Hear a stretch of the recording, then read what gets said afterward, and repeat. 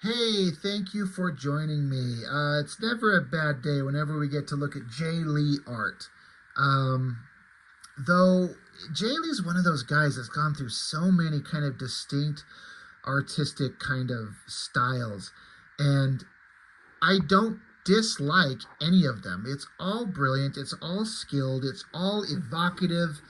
But man, there was something about the way that he drew when he was doing Namor, and then jumped over to Image and did the Wildcats trilogy thing and the Youngblood Strike File, even his Hellshock stuff, that original series, that crazy, scratchy kind of characters that all look like demonic monsters.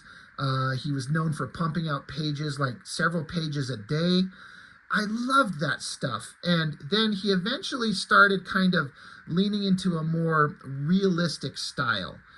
And he got rid of the crazy, scratchy kind of rendering, the ink splatter everywhere, the razor blades cutting up the boards to give it that kind of scratchy texture. He just reinvented himself. And somehow it still looks like Jae Lee, but I don't know. If you were to look at that art in the, Namor stuff, which, funny enough, you got Namor right there, and then look at this stuff, it's to a random person who doesn't know, you may not even recognize it. It's the same guy. You kind of have to have followed his artwork and seen the slow transition.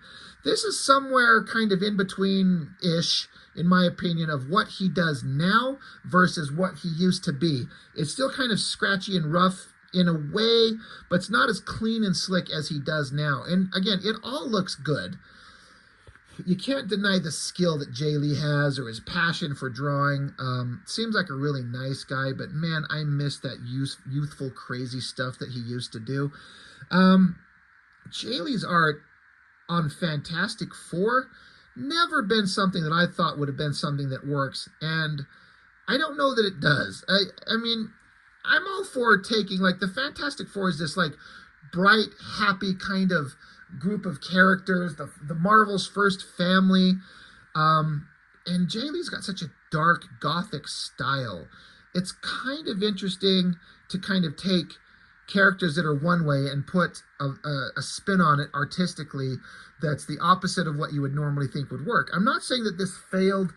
The artwork's always going to be beautiful, but it's certainly not the best version of the Fantastic Four. It's good Jae Lee art, but I don't know that this story stood out in anyone's mind.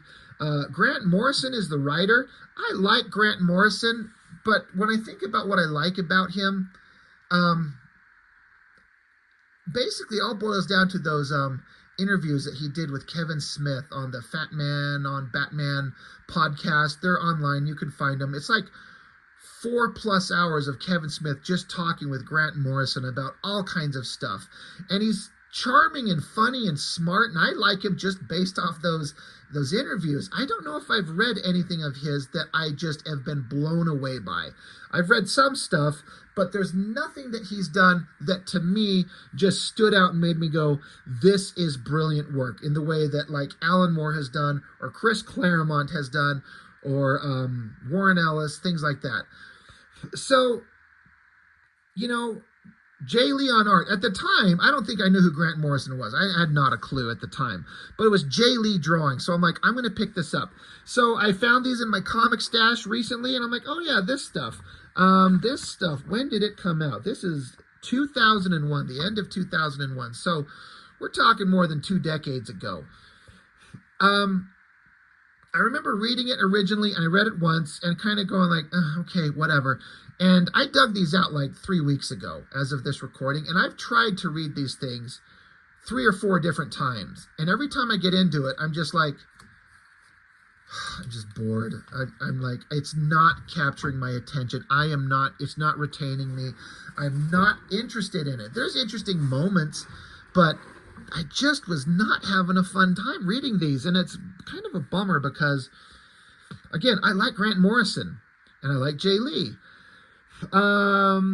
As far as the artwork, this is a really interesting cover, especially for a first issue. I both love it and kind of think it's not a great cover.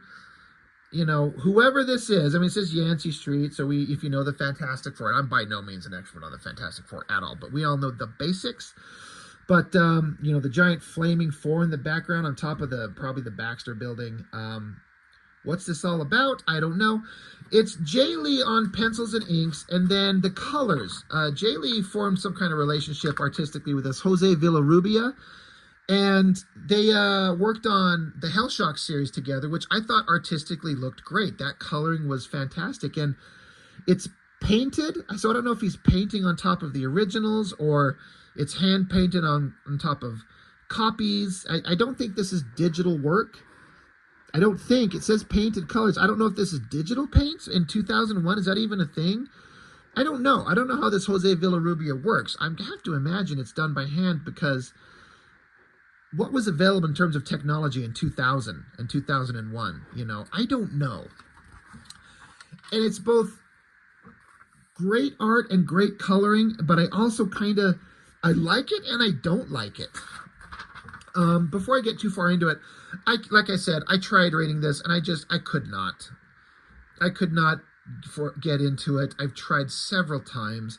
So I can't tell you too much about the story, except the basic premise is that Doctor Doom is trying to take down the Fantastic Four, as I understand it, by attacking each one of them in a very specific and unique way, one by one, ending with Reed Richards, trying to destroy the family, attack them in their heart and their soul, and send like the worst things that kind of affect each character.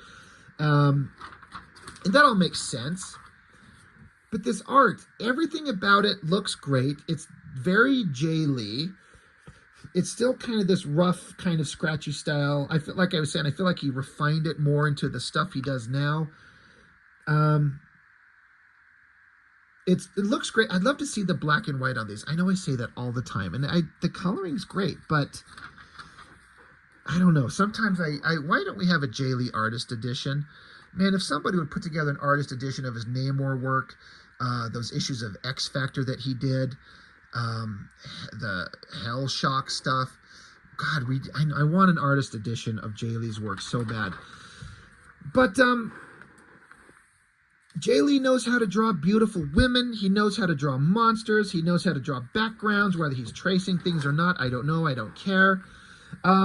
There's a thing that they kind of do in this book where they kind of lean into the kind of body horror elements of the Fantastic Four, which I never thought of until, you know, recent years.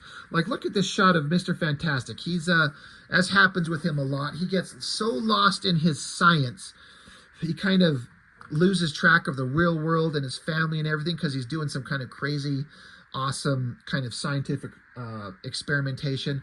You know, I just got done reviewing Planetary, and I was talking about how in this book, the villains of the book are evil versions of the Fantastic Four, and there is, you know, the evil version of Mr. Fantastic in this, which we see, like, right here.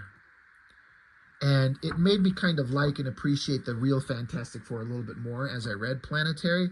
The idea of Mr. Fantastic being a hero is fantastic, but man, he'd make such a frightening villain. Somebody that smart. He's the smartest character in the whole Marvel universe, right? I mean, better than Tony Stark or Hank McCoy or any of these guys. He's the brains. And look at this crazy image with like the electric lines everywhere, his body flexing as he's in this chamber. It says, deep in thought, keep out.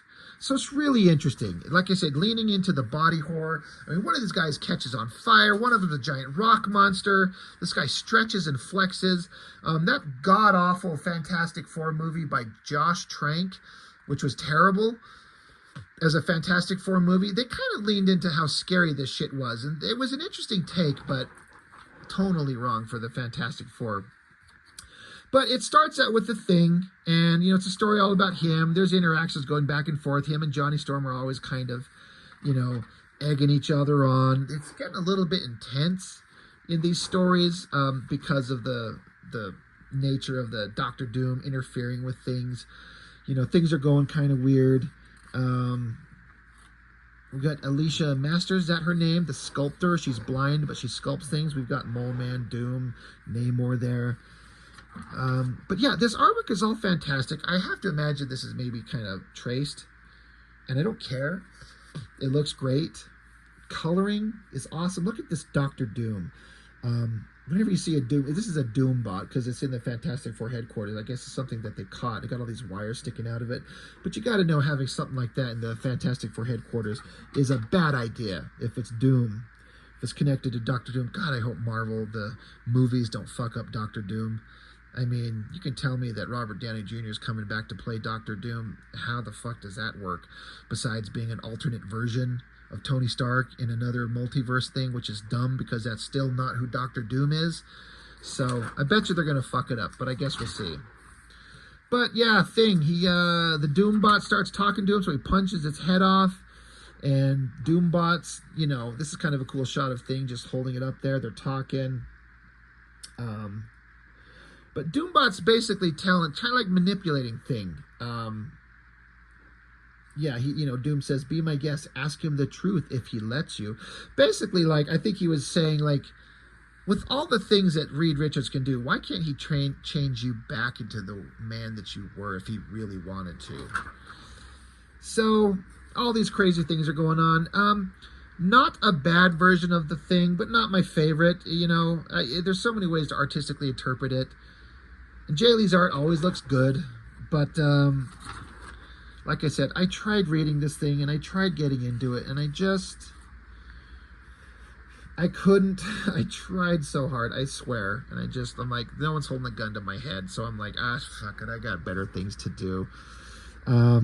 Interesting kind of emotion on Ben Grimm's face, or kind of sad look. I don't think I dig the composition choices of having these panels here and then this giant head and having this panel cut right across his one eye.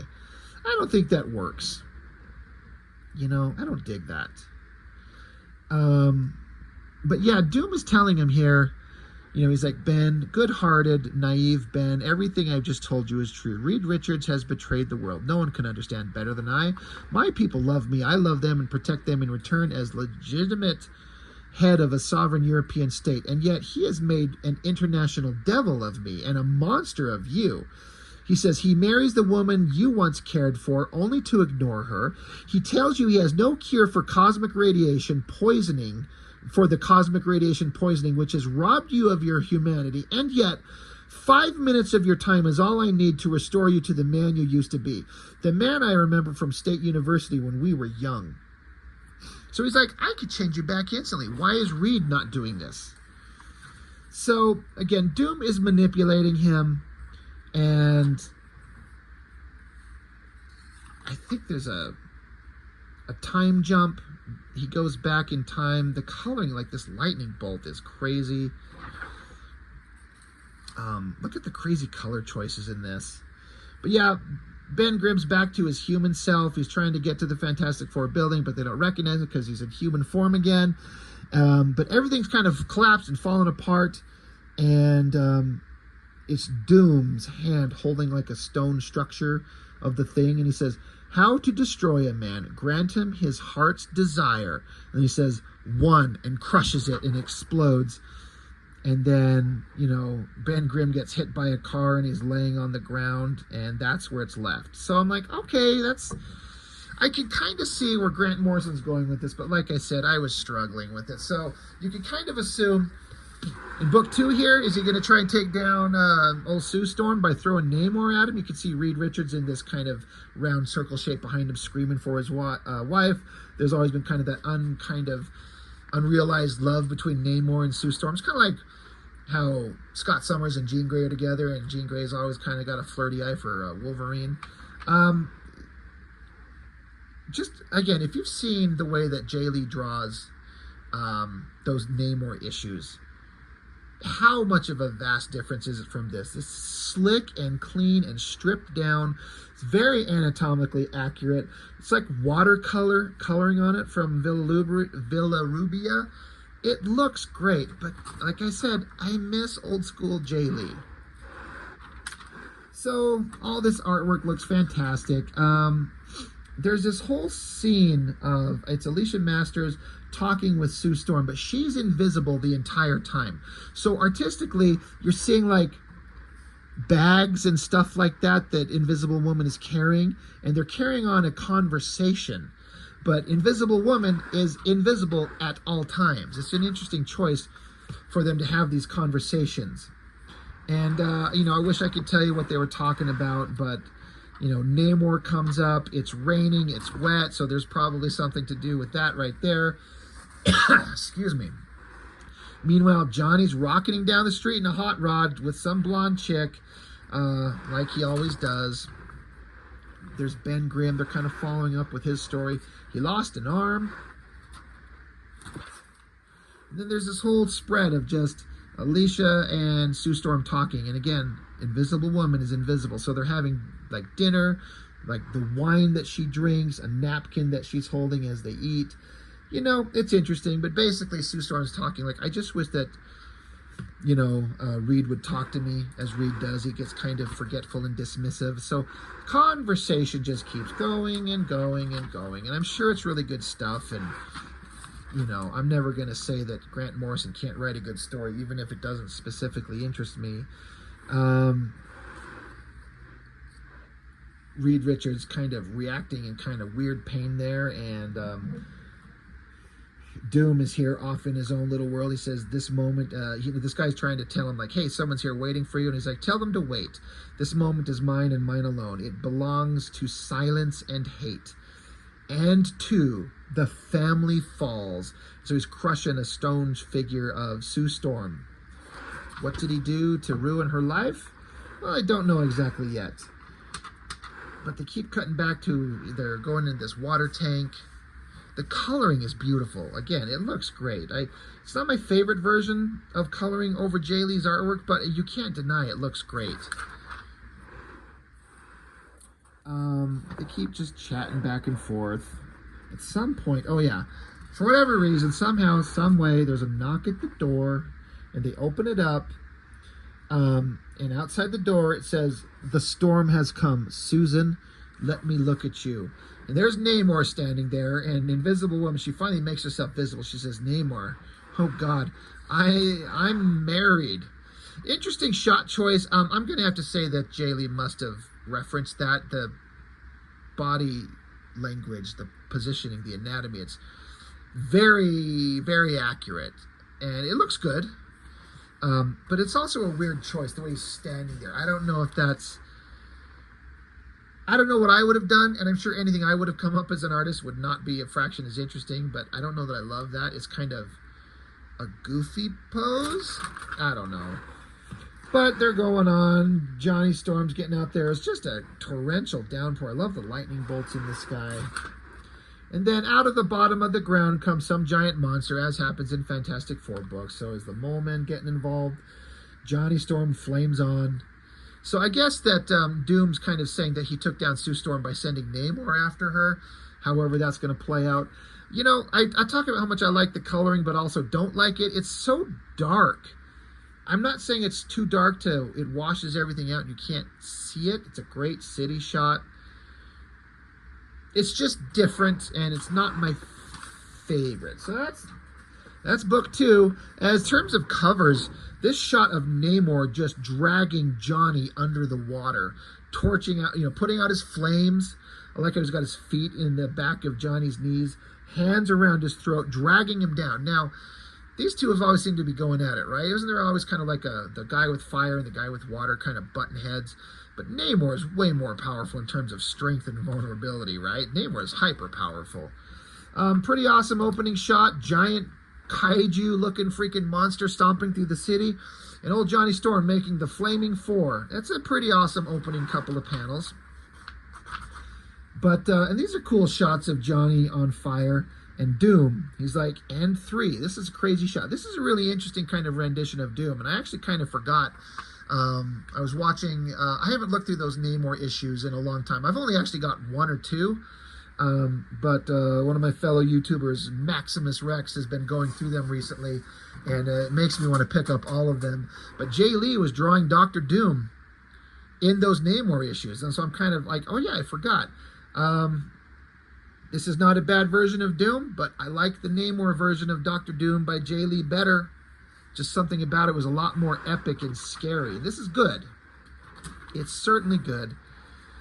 But yeah, like I said, I can't tell you what's going on. There's some giant monster coming out. Like there's a monster stomping through the city, but then there's another hand coming up out of the water.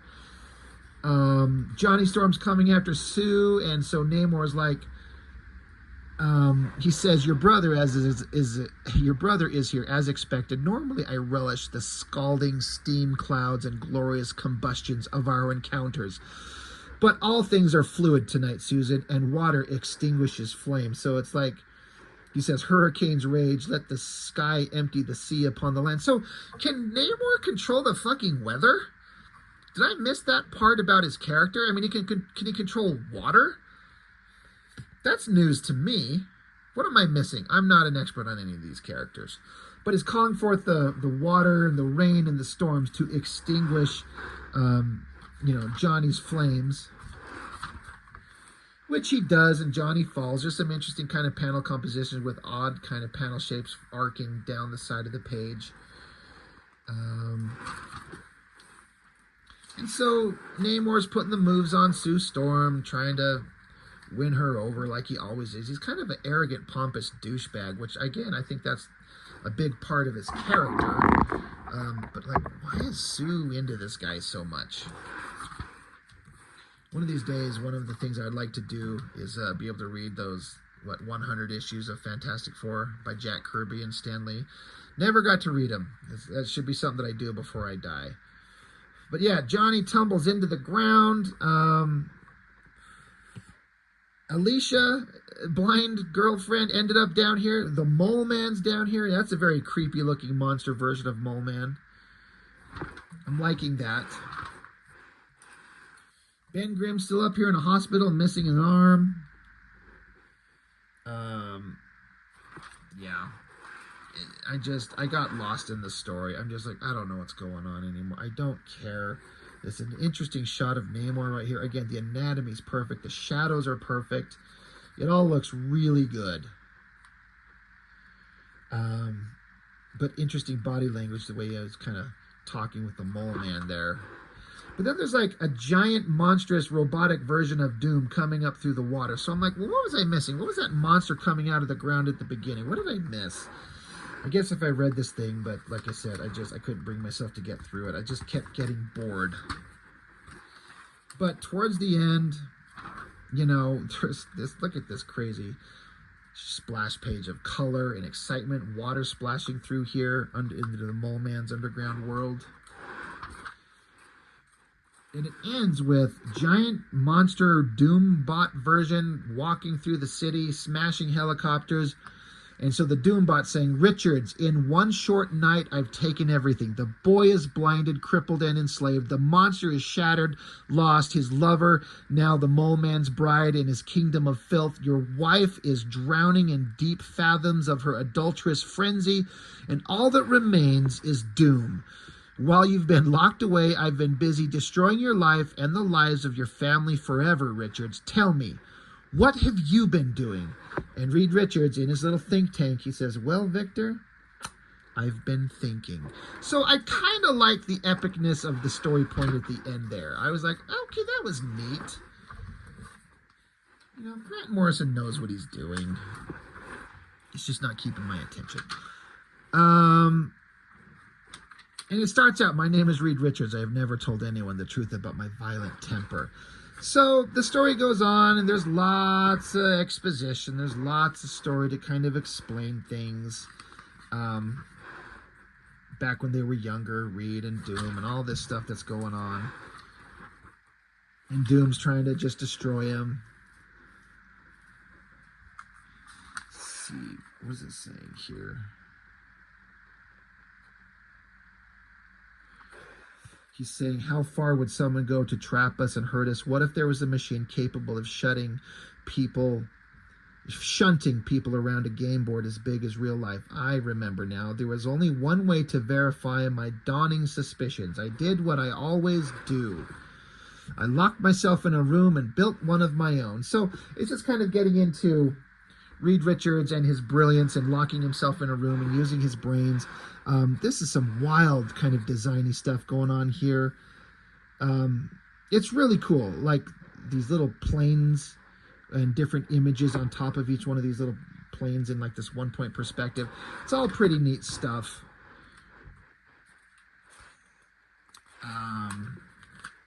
Giant robot Doombot punched a hole through the Fantastic Four building. I'm trying to, like, some of it's kind of hard to understand when I visually see him. Is this, I can't tell what's going on here or who this is. Is this, fuck, I don't know. I shouldn't sit here and try to figure it out if I haven't read it. But, you know, the story all coming to a conclusion. They're going to, you know, have a final confrontation with Doom, as always, in the way that Grant Morrison can do. Interesting panel designs, interesting drawings from everybody. There is a point back here that I remember seeing that I liked what they kind of implied. Yeah. Thank you, Sue Storm, for making out with Namor. I'm sure your husband will be okay with that. This was awesome. I thought this awesome shot of giant Doombot in this kind of low angle looking up at the head, and Namor comes blasting through the back of his skull. Namor and Human Torch through his eyes, blowing out his eyes there. That was pretty awesome. I'm like, all right, that was cool. But then the implication here is that Reed is kind of explaining to Doom, you know, Johnny Storm's up there. He's like, Reed, are you okay? Are you on drugs? And Reed says, high on my own supply, Johnny. Everything's fine. You did great, just like I knew you would. Victor's been trying to play a kind of 4-dimensional chess game with our lives and minds, but his strategies are very rigid and predictable. I've realized all I have to do is stretch my consciousness to see new possibilities and connections, to grow new brain structures to outplay him. So I feel like the implication is because Reed can stretch, if he stretches his mind and his brain, it creates new pathways and ways of thinking and makes him smarter and better than Doom. It's an interesting idea if that's kind of the implication that they were getting at. And whatever the hell happens, everything resolves itself. Crazy art, crazy coloring, crazy panel designs. And everyone kind of gets back together. He's put himself back together. He's back to his monster form. There's fighting. Some of the stuff gets kind of hard to see. The coloring gets really weird and abstract-y, and I kind of don't dig it, but it's kind of implying the magical chaoticness of the scene that's going on. Not my favorite, but it's okay. And then they defeat the giant robot Doom thing. They all come together. They forgive each other. Reed and Sue Storm are like, it's all right. It's all done. You know, we're a family, and Doom won't beat us. We're always going to be together. And back across Latveria, Doom wired into his machines, doing this all from, I guess, a distance. Excuse me.